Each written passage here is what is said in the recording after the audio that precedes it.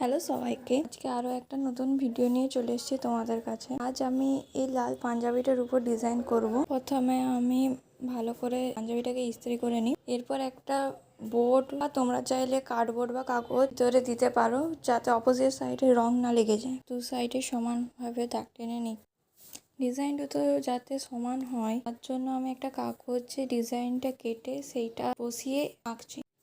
আমি হয়তো এত ভালো প্রফেশনালদের মতন আঁকতে পারবো না, কিন্তু দেখা যাক কেমন হয় শেষ অবধি। এরপর আমি কালো রঙের ফেব্রিক কালার নিয়ে ডিজাইনটা আঁকছি। এখানে আমি একটা মাছের ডিজাইন আঁকছি। প্রথমে আমি মাছের বর্ডারগুলো করে নিলাম, এরপরে ভিতরের ডিজাইনগুলো করছি। এই ডিজাইনের আইডিয়াটা আমি ইউটিউব থেকে নিয়েছি, একজনকে দেখেছিলাম এই ডিজাইনটা করতে, তো আমার সেটা দেখে খুব পছন্দ হয়েছিল।